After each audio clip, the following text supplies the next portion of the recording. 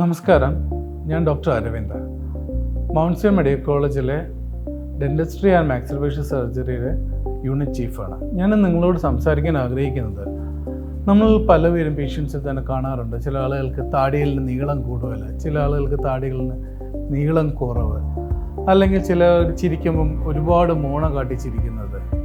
ഇതെല്ലാം നമ്മൾ താടിയലിൻ്റെ വളർച്ചയുടെ വ്യത്യാസങ്ങൾ കൊണ്ടോ, അല്ലെങ്കിൽ ചിലപ്പോൾ താടിയലിന് വളർച്ച കൂടിപ്പോയത് കൊണ്ടോ അല്ലെങ്കിൽ കുറഞ്ഞു പോയത് കൊണ്ടൊക്കെ ഉണ്ടാകുന്ന ഒരു പ്രോബ്ലം. ഇതിൽ ഏറ്റവും വലിയ ബുദ്ധിമുട്ട്, നമുക്ക് സംസാരിക്കാനായിട്ട് ചില ആളുകൾക്ക് ബുദ്ധിമുട്ടായിരിക്കും, ചില കാഴ്ചയിൽ അഭംഗിയുണ്ടാവും, അതേപോലെ തന്നെ പല്ലുകൾ തമ്മിൽ കൂട്ടിച്ചേരത്തില്ല.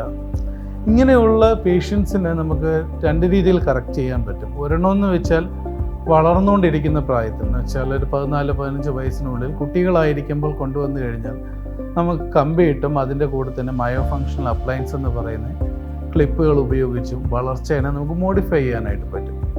രണ്ടാമത്തെ കൂട്ടരെന്ന് പറയുന്നത് നമ്മളുടെ വളർച്ച കംപ്ലീറ്റ് ആയ ആളുകൾ, എന്ന് വെച്ചാൽ 16 വയസ്സൊക്കെ ആയി കഴിയുമ്പോൾ നമ്മളെ മുഖം പിന്നീട് വളരത്തില്ല. അങ്ങനെയുള്ള സ്റ്റേജുകളിൽ നമുക്ക് കറക്ഷൻ ചെയ്യാൻ ആകെയുള്ളൊരു വഴിയെന്ന് വെച്ചാൽ സർജിക്കലി കറക്റ്റ് ചെയ്യുക എന്നുള്ളതാണ്.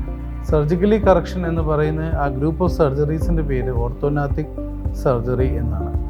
ഈ ടൈപ്പ് സർജറികൾ നമ്മൾ കമ്പി ഇടുന്നതിൻ്റെ കൂടെ തന്നെ ചെയ്ത് നമ്മൾ താടിയലിൻ്റെ നീളം കറക്റ്റ് ചെയ്യാം, കൂട്ടാം, കുറയ്ക്കാം. ഫേസ് നമുക്ക് നമ്മളുടെ ഇഷ്ടത്തിന്, നമ്മളുടെ ഒരു പ്രൊപ്പോർഷൻ അനുസരിച്ച് കോണ്ടൂർ ചെയ്യാം.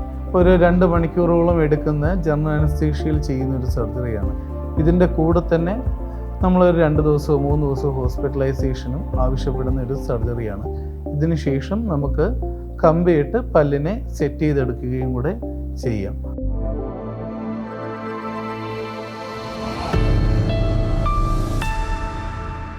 Mount Zion Medical College Hospital, Adur, Pathanamthitta.